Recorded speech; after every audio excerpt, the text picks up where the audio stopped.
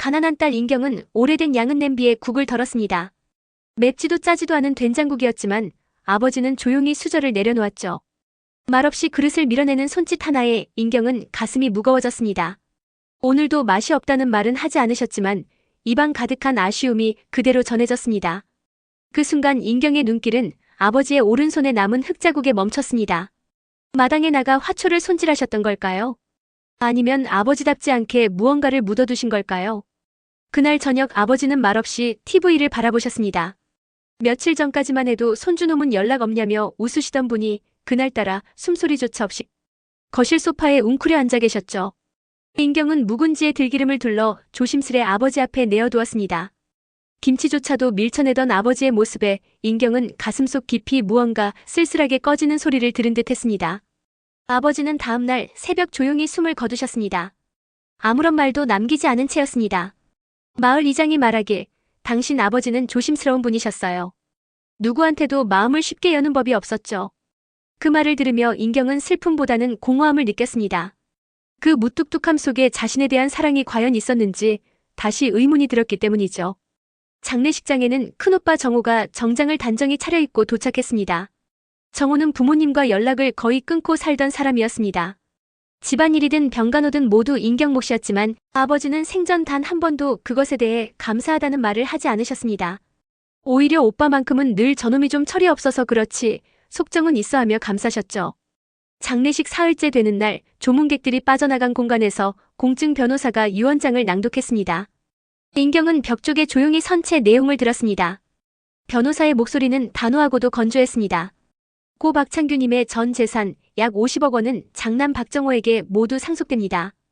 그 한 문장이 떨어지는 순간 실내 공기는 얼어붙은 듯 정적에 잠겼습니다. 인경은 무릎이 순간적으로 꺾일 정도의 충격을 받았습니다. 간병을 위해 포기한 직장과 청춘, 꿈, 사랑, 그 모든 것들이 아버지의 유산 목록 어디에도 존재하지 않았습니다. 정호는 짧게 인경을 바라보다 시선을 피했습니다. 그의 표정은 미안함도 당황도 아닌 오래전부터 준비해온 듯한 습관처럼 보였습니다. 그 순간 인경은 확신했습니다. 아버지가 평생 말하지 않았던 무언가를 묻어두었을지도 모른다고요. 그게 아니고서야 어떻게 이렇게까지 외면할 수 있을까요? 다음 날 인경은 아버지의 서랍을 정리하다가 낡은 흑백 사진 한 장을 발견했습니다. 사진 뒷면에는 흐릿한 글씨로 문장이 적혀 있었습니다. 언젠가 너도 알게 되겠지. 내가 나의 무엇이었는지를. 그날 밤 인경은 결심했습니다. 이대로 묻고 끝낼 수는 없었습니다. 단 한 번이라도 아버지에게 자신이 어떤 존재였는지를 반드시 확인하고 싶었습니다. 그것이 사랑이든 죄책감이든 아니면 비밀이든 말입니다. 장례가 끝난 뒤 인경은 집안 곳곳을 정리하기 시작했습니다. 냉기가 배어있는 거실과 오랫동안 닫혀있던 안방 서랍장, 심지어 아버지가 살아생전 손도 대지 못하게 했던 작은 쪽방까지. 먼지를 닦아내며 한 장 한 장 서류를 정리하는 손끝은 묘하게 떨렸고 마음 한구석은 비어있었습니다. 아무리 죽은 사람의 물건을 치우는 일이라지만 이건 이상하리만치 차가운 일처럼 느껴졌습니다. 쪽방 안에는 오래된 나무장 하나가 있었습니다. 바른 겉면과 녹슨 자물쇠가 누군가의 기억을 오랫동안 가두고 있었던 것처럼 보였죠. 인경은 그 문을 조심스럽게 열었고 그 안에 놓인 낡은 봉투 하나를 발견했습니다.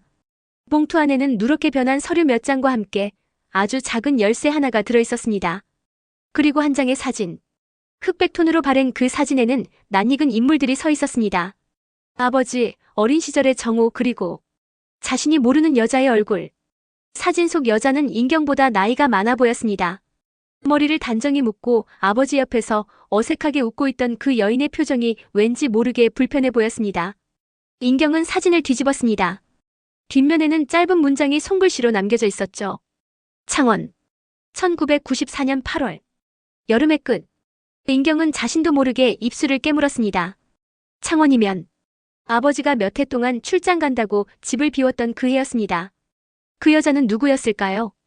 그리고 왜 이 사진이 숨겨져 있었던 걸까요? 열쇠의 주인은 곧 밝혀졌습니다. 아버지의 서재 한켠, 오래된 금속 캐비닛. 늘 자물쇠가 잠겨있어 손도 대지 못했던 그 서랍이었습니다. 인경은 떨리는 손으로 열쇠를 꽂았습니다. 작고 낡은 키는 놀라울 정도로 부드럽게 돌아갔습니다. 딸깍 하는 소리와 함께 철컥 열리는 문. 그 안에는 오래된 노트와 유류 증명서, 그리고 또 하나의 유언장이 있었습니다. 하지만 그 문서에는 이상하게도 법적 인증 도장이 찍혀 있지 않았습니다. 그 유언장의 맨 위에는 이렇게 적혀 있었습니다. 정식으로 남기진 못했지만 이 글을 읽는 내가 있다면 넌 이미 그 진실에 가까이 와 있는 것이다. 인경은 한 줄 한 줄 떨리는 눈으로 읽어내려갔습니다. 자신이 알던 아버지와는 전혀 다른 사람의 내면이 적혀 있었습니다.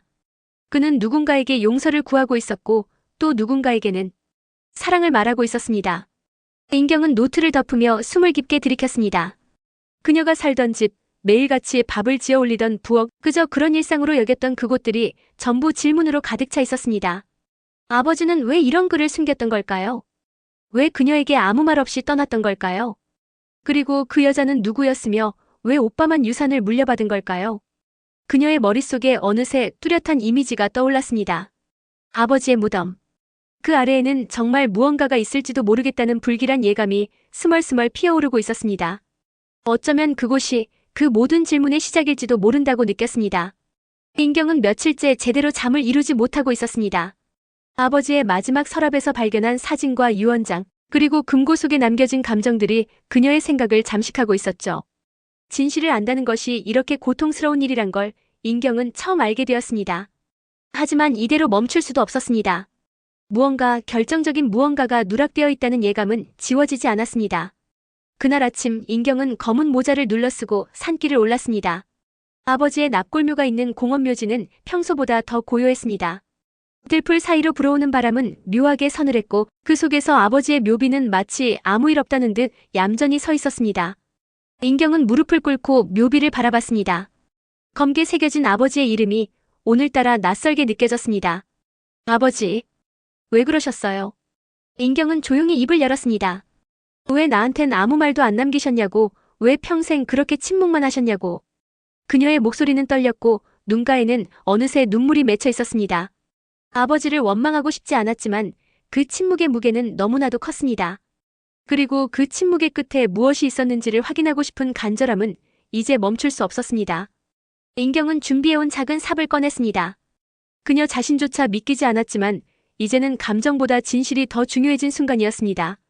처음엔 흙 한 줌을 퍼내는 손이 망설였지만 이내 단호해졌습니다. 그녀는 아버지의 묘소 주변을 조심스럽게 파내기 시작했습니다. 아무도 없는 이른 아침, 오직 바람소리와 삽이 흙을 스치는 마찰음만이 울려 퍼졌습니다. 그러다 삼날이 무언가 단단한 물체에 부딪혔습니다. 인경은 손으로 흙을 걷어냈습니다. 낡은 철제 상자 하나가 모습을 드러냈죠. 비닐로 감싸져 있었지만 세월의 흔적은 지울 수 없었습니다. 그녀는 조심스럽게 그 상자를 들어 올렸습니다. 그리고 그 순간 등 뒤로 익숙한 발소리가 들려왔습니다. 누나, 뭐 하는 거야? 정호였습니다. 오빠의 얼굴은 굳어 있었고 그의 시선은 땅 위에 놓인 상자를 향하고 있었습니다. 인경은 한 걸음 물러섰습니다. 상자에서 시선을 떼지 못한 채 정호는 낮은 목소리로 말을 이었습니다. 그건 건들면 안 되는 거야. 아버지도 그걸 끝까지 숨기고 싶어 하셨어. 인경은 참아왔던 분노를 억누르지 못하고 터뜨렸습니다. 아버지가 뭘 숨겼는데? 왜 누굴 위해서? 당신은 알고 있었지. 왜 나한텐 아무 말도 안 했어? 정호는 대답하지 않았습니다. 대신 고개를 돌려 멀리 산 아래를 바라봤습니다. 그 순간 인경은 느꼈습니다. 이 상자 안에 있는 무언가가 그들 가족의 균형을 송두리째 무너뜨릴 수 있다는 것을. 하지만 그것이 무엇이든 반드시 열어봐야 했습니다. 그게 그녀에게 남겨진 마지막 의무처럼 느껴졌기 때문입니다. 인경은 철제 상자를 들고 조심스럽게 집으로 돌아왔습니다. 정호는 더는 막지 않았습니다. 오히려 아무 말 없이 묘지 앞에 한동안 서 있었습니다. 싸우지도 화내지도 않았지만 그 침묵 속엔 분명한 경고가 있었습니다. 인경은 상자를 품에 안은 채 차가운 골목을 걸었습니다. 마음 한켠에선 두려움이 밀려왔지만 진실을 알아야만 한다는 결심이 그녀를 밀어붙이고 있었죠. 집으로 돌아온 인경은 상자를 조심스럽게 열었습니다. 오래된 문서들과 녹슨 열쇠 하나, 그리고 작은 봉투 몇 개가 나왔습니다. 그중 하나엔 양육비 지급 내역이라는 제목이 적혀 있었고 수신인 칸에는 낯선 이름이 적혀 있었습니다. 이은주. 그녀는 몰랐습니다. 이 이름을. 하지만 그 이름 아래 자신의 생년과 정확히 일치하는 날짜의 입금 기록이 있었습니다. 마치 매달 보내졌던 생활비처럼 일정한 금액이 그 이름 앞으로 입금되어 있었죠. 인경은 봉투 안쪽에서 얇은 종이 한 장을 꺼냈습니다. 흑백 복사된 혼인관계 증명서였습니다. 거기에는 아버지 박창규 그리고 아내 이은주의 이름이 있었지만 자녀란에는 단 한 명의 이름도 존재하지 않았습니다. 그제야 인경은 실감하게 되었습니다. 자신은 아버지의 혼인관계 밖에서 태어난 법적으로는 존재하지 않는 사람이었음을요. 그녀의 손은 서류를 들고도 한참을 떨었습니다. 머릿속이 하얘졌습니다. 태어나서 지금까지 아버지의 딸로 살아왔다고 믿었는데 정작 그 이름 하나로 불리지 못한 삶이었음을 이제야 깨닫게 된 것입니다. 아무리 노력해도 인정받지 못했던 이유가, 아버지가 한 번도 딸이라고 부르지 않았던 이유가 이제는 이해되었습니다. 그녀는 처음으로 자신의 존재가 그 집안에서 어떤 위치였는지를 통째로 목격하게 된 것이었습니다. 무릎을 꿇은 채로 한참을 울었습니다. 억울해서가 아니라 서글퍼서였습니다. 그토록 애썼지만 한 번도 아버지의 이름으로 불리지 못했던 그 세월이 허망하고도 참담하게 느껴졌습니다. 상자 속 또 다른 봉투 하나를 열었을 때 그 안에는 한 장의 사진이 더 있었습니다. 인경이 아기였을 무렵 젊은 엄마의 품에 안겨있는 모습이 담긴 사진이었습니다. 그 사진의 뒷면에는 단 한 줄이 적혀 있었습니다. 은주야, 내가 너무 늦게 사람을 배웠다. 그 말이 인경의 심장을 찔렀습니다. 아버지는 그녀에게 직접 말하지 못한 대신 그 사진 뒤에 자신의 고백을 남겨두었습니다. 너무 늦은 후회, 너무 깊은 침묵. 하지만 분명히 존재했던 마음. 인경은 깨달았습니다. 사랑받지 못한 것이 아니라 사랑을 말하지 못한 사람이 있었다는 것을. 그녀는 손에 든 사진을 가슴에 안고 조용히 일어섰습니다. 지금까지의 침묵이 부정이 아닌 회피였음을 이해하게 되었고 그것이 증오 대신 또 다른 감정으로 변해가는 것을 느꼈습니다. 그러나 동시에 확신도 생겼습니다. 진실은 이제 시작일 뿐이라는 것. 그녀는 아직도 오빠가 알고 있는 것들을 모두 알지 못했습니다.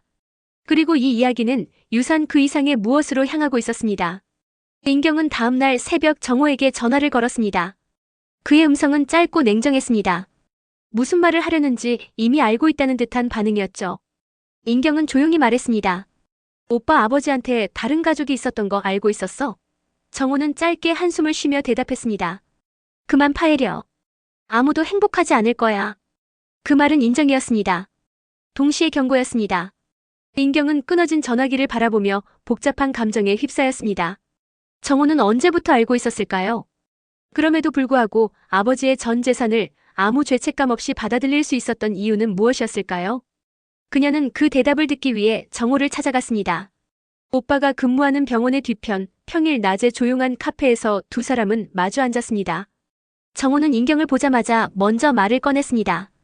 다 내가 알게 된 거라면 굳이 숨길 생각도 없어. 아버지는 내 존재를 부정하지 않았어. 하지만 법적으론 어쩔 수 없었던 거야. 인경은 참았던 분노를 꾹 눌러가며 물었습니다. 그런데 왜 유산은 하나도 안 남기셨어? 그렇게까지 해야 했어? 정호는 당황하지 않았습니다. 대신 천천히 커피잔을 내려놓고 대답했죠. 아버지 유산 처음부터 내 것도 아니었어. 사실 그건 누나 앞으로 넘기려고 했던 땅이었어. 그런데 마지막에 마음을 바꾸셨어. 이유는 나도 정확히 몰라. 아버지 마음이 항상 그랬잖아. 닿을 듯 말 듯, 주는 듯 다시 거두는. 인경은 그 말 속에서 이상한 냉기를 느꼈습니다. 넘기려 했던 땅, 마음을 바꿨다고. 그 말이 사실이라면 아버지는 자신을 위해 무언가 준비하고 있었던 셈입니다. 그러나 마지막 순간에 그 뜻을 접었다는 건 무슨 일이 있었다는 뜻이었습니다. 그녀는 직감했습니다. 아버지의 결정 뒤에는 오빠 정호가 있었을지도 모른다는 것을요. 그 순간 인경의 머릿속에 스쳐간 기억 하나가 있었습니다. 장례식 전날 밤 아버지 방에 들어갔던 정호의 뒷모습. 그리고 다음날 아버지가 숨졌다는 소식. 그녀는 그때는 몰랐습니다. 그 짧은 방문이 단순한 이별이었는지 아니면 마지막 선택을 바꾸게 한 무언가였는지를. 그녀는 그날 저녁 법무법인을 찾아가 아버지의 유언장 원본을 열람했습니다. 문서 하단에는 아버지의 자필 서명과 지문, 그리고 정호의 서명이 함께 있었습니다. 보통 유언장엔 상속인의 서명을 받지 않는다는 변호사의 말에 인경은 멍해졌습니다. 어쩌면 이 유언장은 누군가의 개입 아래 쓰인 것일지도 모른다는 의심이 머리를 떠나지 않았습니다. 진실은 더 깊은 어둠 속에 숨어 있었습니다. 아버지가 죽기 전 마지막으로 남긴 흔적들, 정호가 감추고 있는 말들, 법적으로 존재하지 않는 이름을 가진 딸이자 존재했던 사랑의 흔적을 좇는 한 사람의 이야기. 그 안에는 아직 끝나지 않은 가족의 비밀이 웅크리고 있었습니다. 인경은 돌아오는 길 오래된 성당 앞 벤치에 앉아 있었습니다. 바람이 차가웠고 눈물도 식어가고 있었습니다. 이제는 슬픔이 아니라 진실을 향한 분노가 그녀를 움직이고 있었죠. 그리고 그녀는 알았습니다. 더는 뒤를 돌아보지 않을 것임을. 끝까지 가야만 한다는 것을. 인경은 다시 상자를 꺼냈습니다. 이제는 두렵지 않았습니다.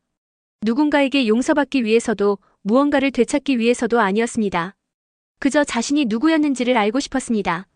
아버지의 것이 아닌 자신의 이름으로 살아온 인생을 스스로 납득할 수 있도록 정리하고 싶었던 것이죠.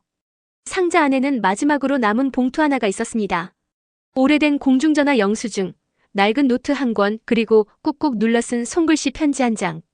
편지를 펼친 인경은 익숙한 필체에서 아버지의 숨결을 느꼈습니다. 은경아, 너를 이렇게 불러도 될지 모르겠구나. 나의 딸인지 아닌지 한참을 흔들리던 시절이 있었다. 하지만 지금은 안다. 너는 나의 아이야. 그 문장을 읽는 순간 인경의 숨이 멎을 듯 했습니다. 평생 아버지에게 은경이라는 이름으로 불린 적은 단 한 번도 없었습니다. 아버지는 늘 그녀를 애야 혹은 너라고 불렀습니다. 그 거리감과 망설임의 흔적은 결국 이 편지에서야 비로소 형태를 갖췄습니다. 편지는 계속 이어졌습니다. 나는 너를 지키고 싶었지만 그 방법을 몰랐다. 은주에게 상처를 주고 너에게도 상처를 줬다.